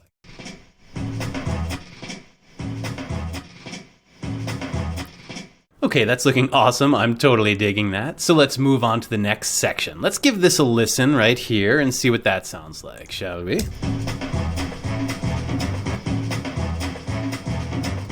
Okay, cool. It's very energetic, and it's got kind of a 1, 2, 3 kind of a thing going on. So I will think about that a little bit. And let me go ahead and make a new shape here. I will make this a square for whatever reason. And let's see, let me make it, well, the blue's fine. And I will Option, Command, and Home to put the anchor point in the center. And I think what I'm going to do is, let's see, I'm going to move this down a little. Maybe I'll even press quote to show the center of my frame. And then press quote again. And I'm going to have this kind of roll in from the side, I think. So I'm going to left bracket, start it here, and press P and make a position keyframe. And let's see, let me jump forward like, I don't know, 10 frames for the heck of it. And I'll adjust this timing later. What? I thought I put the anchor point in the center. For some reason it didn't look like it did that. So I'm going to jump in 10 and move this kind of into the center. Or maybe I'll have it move in. A good rule on screen is the rule of thirds, is to kind of think about dividing the screen up into 3 ways. So I could have this kind of like roll in and kind of land on the side here rather than just right into the center. Okay. And that looks, I think, okay, now we're getting into something. I think we could put some easy ease on this, all right? So I'm going to select those 2 and press F9. And let me even maybe delay this a frame or 2. Yeah, I like that. So now it just kind of like slows down a little bit as it comes in. And what we could do is have it like kind of react to that a little bit. Here, I'm going to press Shift and R and reveal the rotation property. And I'm going to press the stopwatch to make a rotation keyframe. And I'm going to go like 1, 2, 3, 4, 5. And I'm going to rotate this now to like 90 degrees so that it kind of just like came in and rotated a little bit when it stopped. And I'm going to press Easy Ease on that too and see what that looks like. It's kind of fun.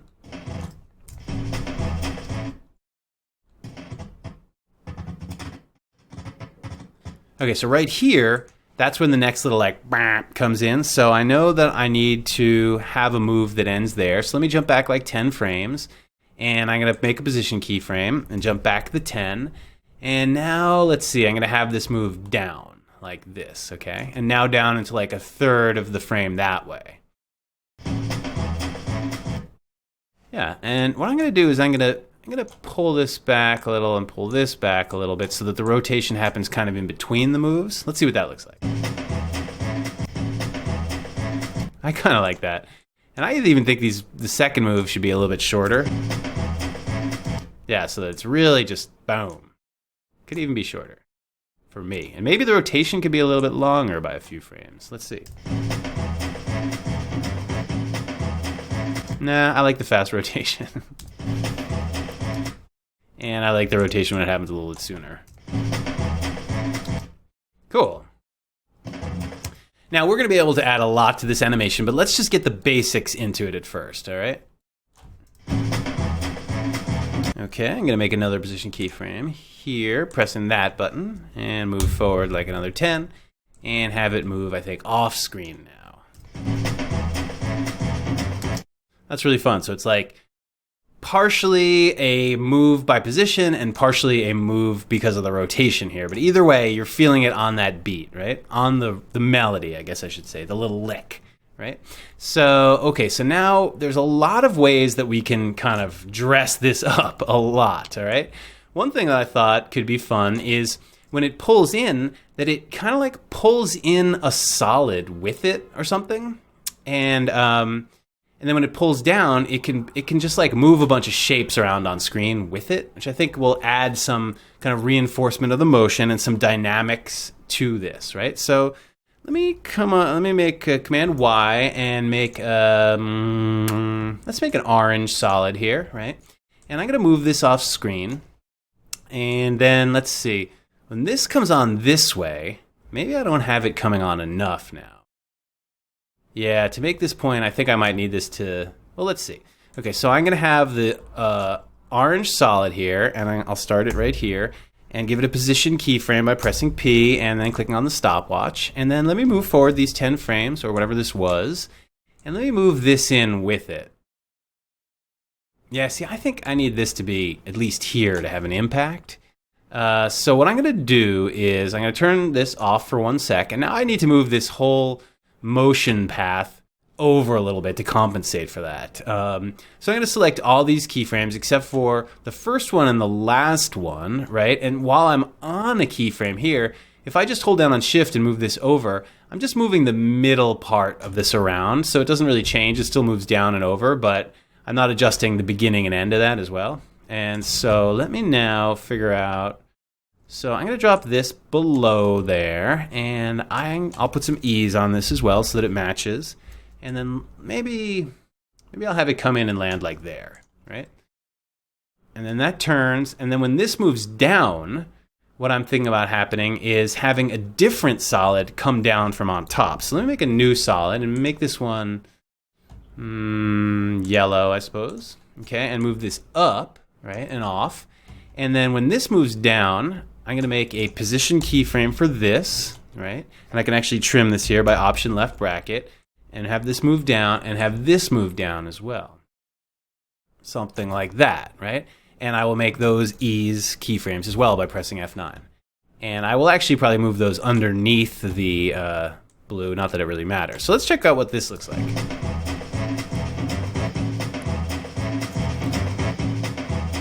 So it's like the motion of the blue square is reinforced by these other things that move with it. And we could even have now the orange square, the orange solid, right? Could now, I'll make a position keyframe for that here. And now for here, and these are already have eases on them because once you put an ease on a keyframe, all the other keyframes you make default to having eases, right? So then we could pull this across this way too, and line it up like that, and now, you know, it'll match that as well. You could also have like a different solid, like for example, I could make like a red one, and then move that off, and put that, you know, on top of the yellow one, and then trim that here, Option left bracket, and we could actually even put this so that it lines kind of up with the yellow one so that it sort of is going to take the place of it, right? Something like that.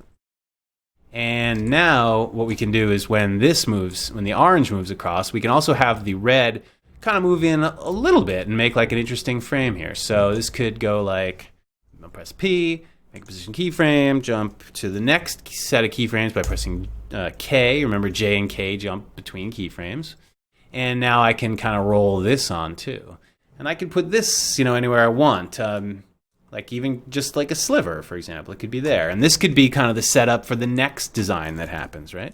So I'm going to select these and press Easy Ease, and let's check that out.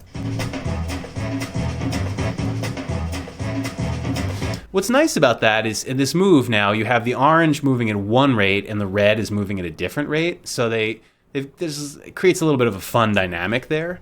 I'm going to go back to home and press B, and let's watch the whole thing down so far.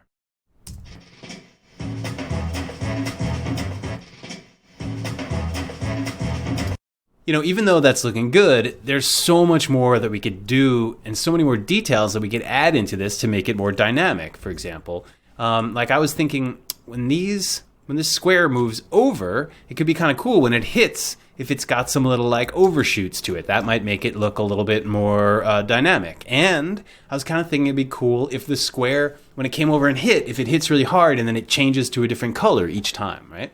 So for example, like to do the little overshoot thing, if you remember, we can grab this keyframe and copy and paste it and then move it just a little bit further that way so that it kind of does, right? So it's got that little bounce to it, right? And also on that overshoot now, let's change the color. So if we dig into the square, remember we've got all these additional really awesome things that we could do with this, like change the color. So I could set the keyframe for the color. And now what I'm going to do is go ahead and Option Command click on it to make it a hold keyframe, or just toggle hold keyframe, right? And I'll bring this is now my blue color, right?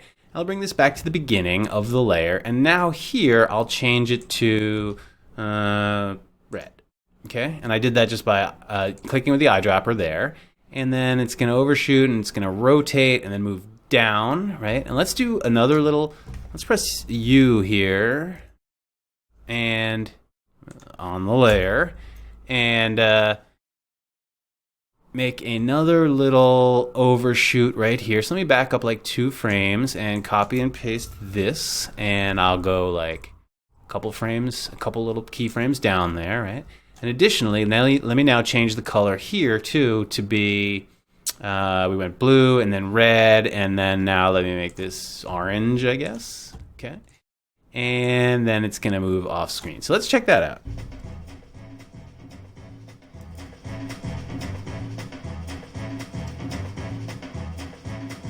There's something about the overshoot on the down that's not working for me. I think it's because the yellow is so strong as it's coming down. I think it would need to land a little bit sooner, like on the overshoot. So let's see what that looks like. Too much, too strong. Okay, so let's get in there and maybe just push these back a couple frames and see what happens. Yeah, I don't know. I'm just not sure about this overshoot. Let me copy and paste that, and maybe I just overdid it a little bit and just do it like a couple of frames. That's probably easier to deal with. Still looks a little logy to me, the move, but whatever. I don't have to worry about this. I guess. Let me see if the yellow now coincides there, what that looks like. As this goes off, I feel like we should already have another object maybe coming on screen. And in this time, let's do like a duet pair of objects, right? Okay, so we did a square here, so let's do 2 circles. And let me make some circles here. I'll go up here and get my circle tool and make sure nothing's selected. And let's see, I'll put a circle up here. And I'll choose my pan behind tool and snap that into the center there. And I will duplicate that, okay? So now I have 2 circles, and I'll call this circle 1. And I'll call this circle 2, as I wrote 1 again. Okay, cool. And let me now move this one over. Let me try to find like a really good place for these to like come on screen and live. So the last thing that happens is this kind of pulls on that way. So why don't we have these, you know what, let's try some counter movement. Let's have them move on that way, the other way, from the circle, the square, the way that that's moving off, okay? So let's have them land here, okay? And what we can even do is bring another like solid on and make this more symmetrical even, since we get this like as symmetrical as possible if we want. Right? And I also don't want two blue circles, I don't think. So let me take one of them and make it, this white color. Cool. And let's see. They come in. We actually want these to do the second line, the second of the line. So let's listen to the music again.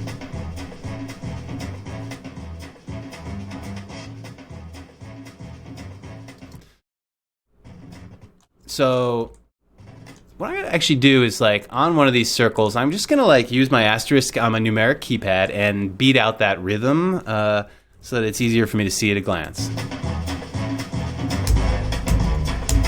Whoa, that made it incredibly funky. I thought that would do it live, but let's see if I got those marks right. No, it didn't. It made them all a little bit too late, so let me see if I collapse the work area. Yeah, that's better, so I can tell this is like a frame or two off, and I guess I could always look at my waveform to compare, though they're kind of at the opposite ends of the universe here. I think it'll be okay. Great, so now I've got that kind of marked off a little bit. And let me go ahead and, so these kind of want to start as this is moving off here. So I'm going to roughly trim them there. And I'm saying I'm going to have them land here. And I will make position keyframes. And I don't know, let's see, let me try it. I said like I'll try having them move in sort of from the opposite side to create contrasting motion. I don't know if this is going to look good or not. I just sort of sounded interesting. So let me go ahead and move those to the side. And also, I don't want those to move like that. I want them to move probably more like they start around the same spot, but then they diverge so that they seem to be moving at different rates, which is more exciting, I think, for us to watch rather than things just being locked together. So let's check that out. It's kind of cool, actually. It brings us back onto the screen. I will say that they definitely need some ease, and we might need to even adjust that further. And I think right now they do feel like they both land kind of at the same time, so it might make more sense for the second one to be delayed a couple of frames. And also this one could have an overshoot on it. Let's try that. Copy paste that and bounce this over that way.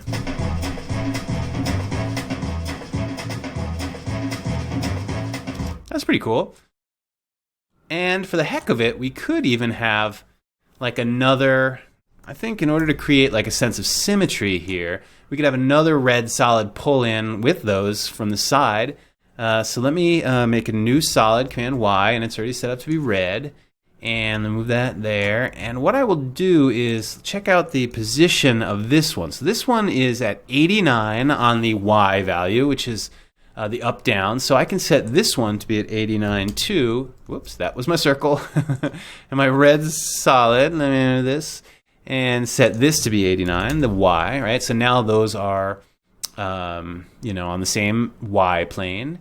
And let's see. So this first one goes to about right between these two lines here. So I'll pull this over a little bit more like that. It's a bit of a cheat. I could probably actually measure that, but I just want to go quickly here.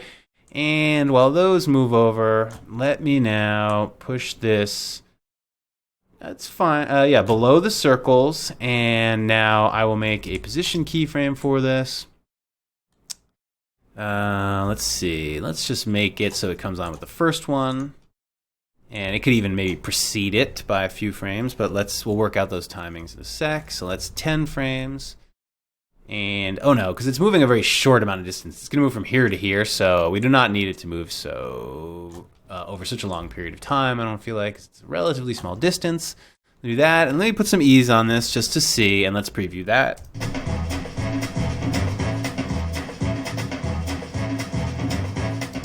It's all right. Maybe it would be better if, I'm going to trim that, right? Option and left bracket. Maybe it should actually follow the white one on.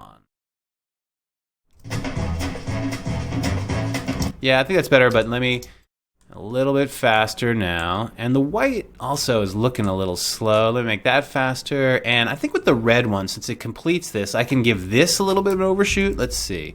So I made that. And this, I can pull a little bit further this way.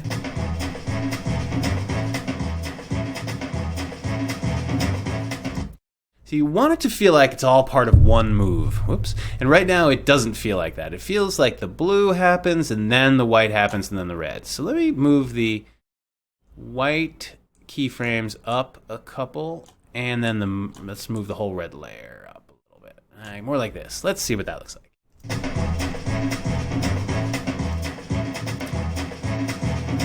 Yeah, and that feels more like one move now. And I think even I'm going to move this down one more, the red.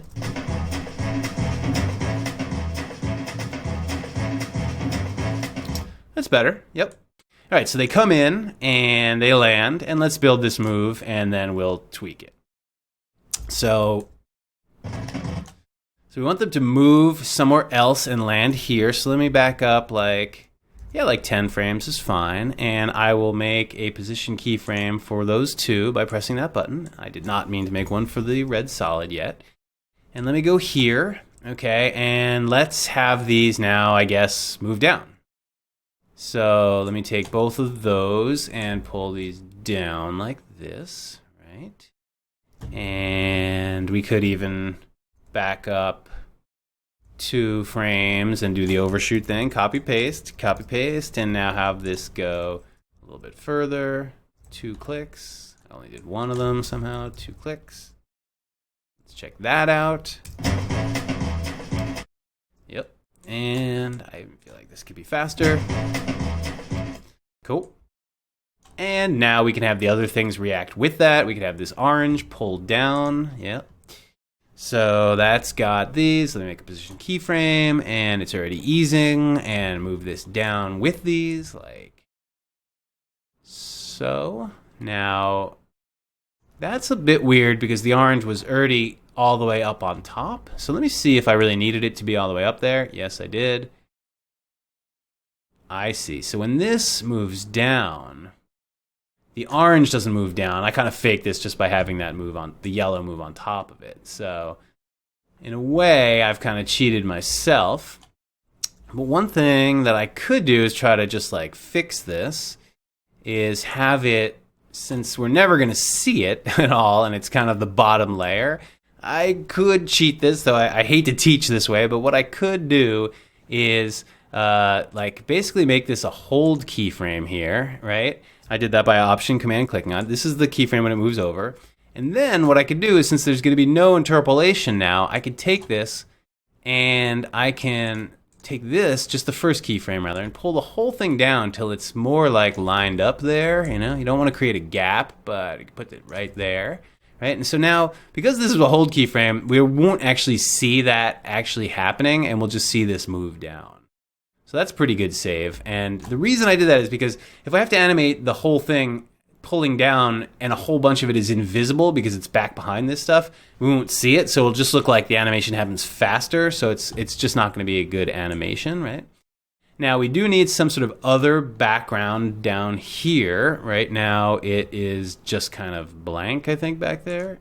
Or there's the white. There's the white, which the ball is white, so either we need to change the ball color or we need to, well, I guess we could pull down the yellow with it, but let's find another color here. Let's just make a new color back there, and we'll drop it to the bottom, and it's got to be, oh, we might have run out of colors here, right? So what we could do is we could make the circle actually orange. Or we could have it change color like the other one. When it comes in, it could change color to orange. And then when this moves down, this can be white underneath there. Since we only have like 5 colors, it actually gets confusing if you want to have a lot of colors on screen at the same time. But let's do this thing where they change color. I kind of like that. So here's my circle 1. And let me twirl down into the contents menu, to the ellipse, to the fill, and make a keyframe for the blue color, and I will option command click to make it a hold keyframe and back that up. And now here on the first impact, let me change this to a different color. I can have this become red. Okay, and then maybe I'll have them. Now, I'll have the other one become orange, I guess. So let me find the contents here, ellipse, fill, make a keyframe for that, make it a hold keyframe like that, pull this back to the beginning, and now where's the impact here? And this comes in and hits there, right? We didn't do an overshoot on this, so let's go ahead and change this to orange. Now when it moves down, we'll be able to see it on the white, which is not actually white, it's off-white, but whatever. So let's look at this.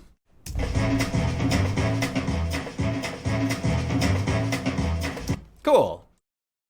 And we could even have like, all the things change color at that moment. You could have these fly on, and when this changes color here, for example, when this one hits and changes color, you could theoretically have this change color or whatever. And the way you would do that, I don't want to take too long, but the more things are changing, I think the better. I will say about these color changes that they're not great things to happen on like a beat. What really makes a beat, okay, like when you really have a good beat to land on, is motion. Anytime you want to describe a beat, you should have something move. Having something just change color is not a good rhythm indicator, I think, okay, but it's good at like little subtle in between things or for reinforcing a big move, which is kind of more what we're doing here.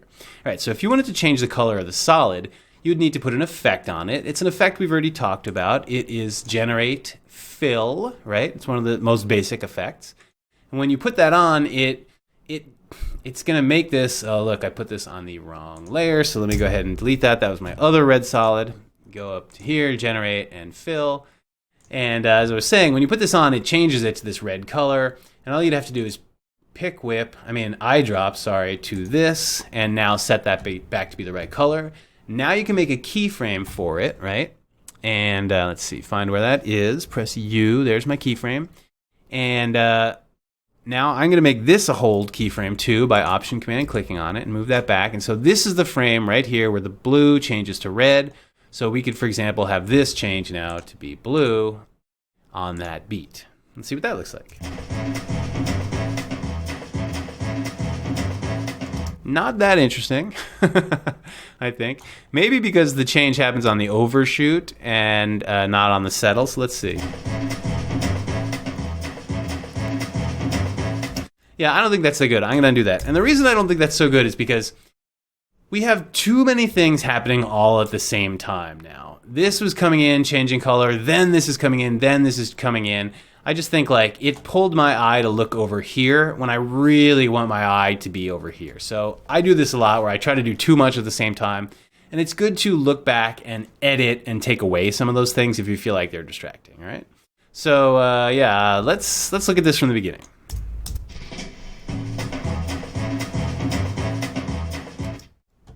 Okay, moving along well. So now I think maybe when this moves down, though, it seems a bit weird. It seems kind of blank down here. So maybe I'll have the red solids move down with it. So let me press P to see the position of those. And let's see, where's the move? The move is right here.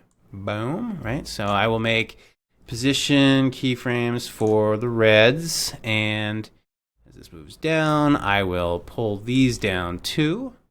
Okay, like that. Which might be interesting. It looks like I'm like... for some reason they look like... it looks like there's a gap up top here. Okay, so maybe... I don't know what's going on with those, but I'm going to make them just a wee bit bigger than in that case. I don't know why that was like that. I'm just stretching them up one click. Don't do that. Don't ever do that. And so when this moves down, it looks like that. That's pretty cool.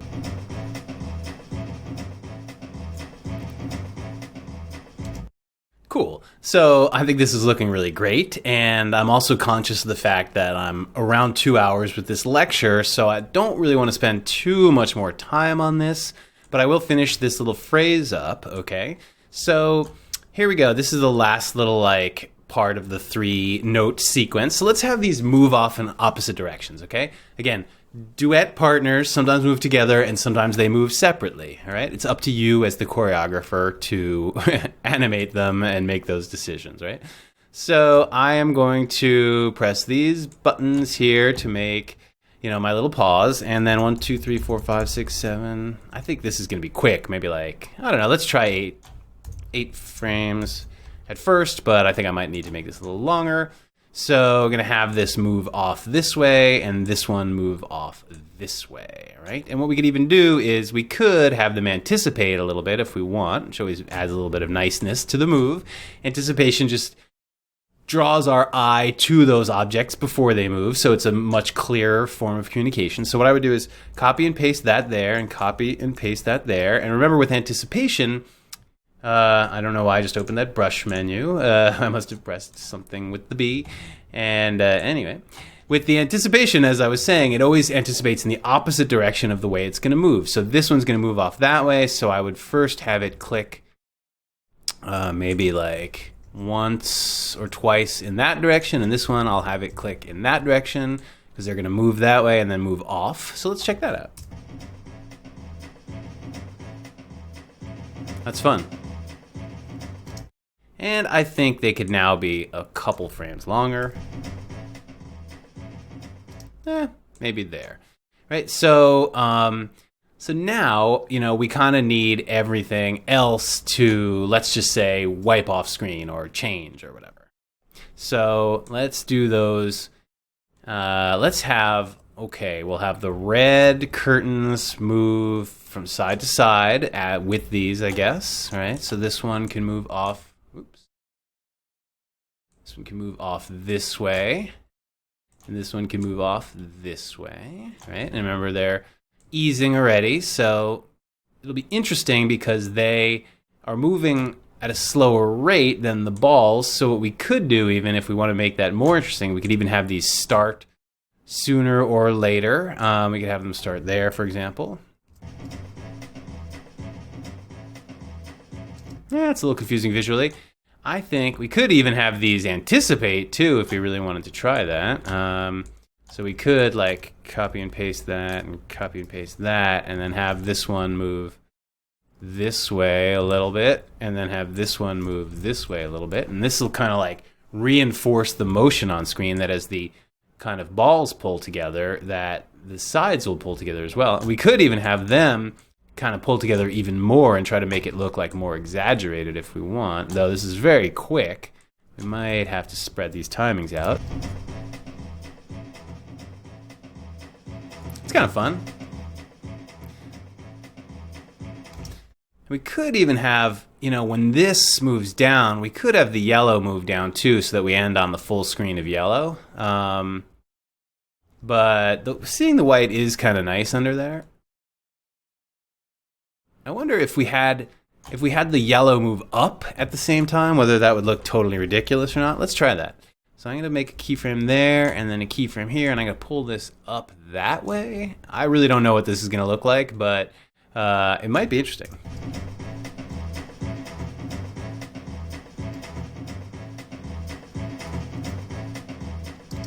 Yeah, it doesn't bug me that much. Sometimes the counter movement's nice, and sometimes it's not. It's nice that we can wipe to like a clean like white screen here or whatever. So let me save this and go back to the beginning and set my work area, and let's look at all of that together.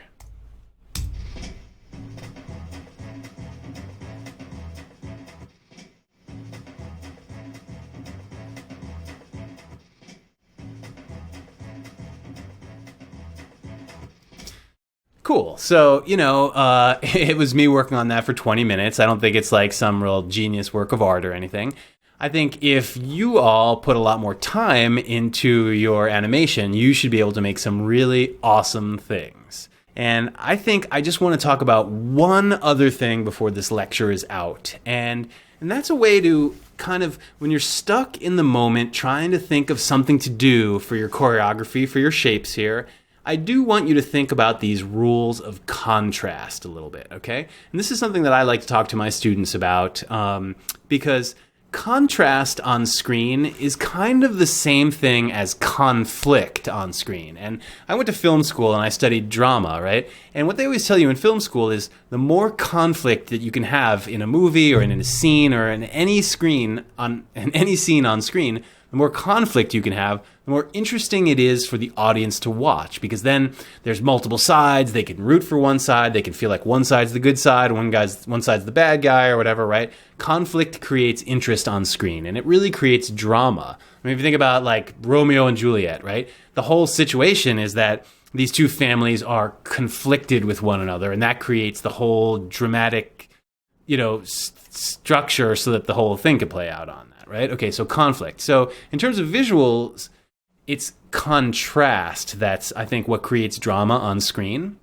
And there's a lot of different kinds of contrast that we can think of. Obviously, there is like black versus white, which is kind of a luminance contrast, or like bright red versus bright green, like a color contrast kind of a thing. But there's actually like a lot of different kinds of contrast that you can think of, and you should probably make your own list of these, at least in your head, because, for example, you can have something that moves slow and something that moves fast, and they can be on screen at the same time, and that creates a kind of a conflict, a little bit, obviously it creates a difference between things. Similarly, you can have a really big object on screen versus like a really little object on screen. Like if the duet partners are one's really big and one's really little, that tells one story, than if they're both exactly the same size. So I think the more you can try to think about adding in contrast, no matter where you are, it'll help. And even in the terms of the way things move, like something could be fluid and something could be jerky, right? We did that here in this one. It starts out in that like glitchy way, and then it kind of becomes fluid animation. And that creates a sense of, that there's a larger world or whatever. Another kind of contrast is you can have a bunch of things on screen versus one thing. Like if you have like all on one side of the screen, you have like a bunch of objects, and on the other side by itself, you have one. That's like a kind of numbers contrast, right?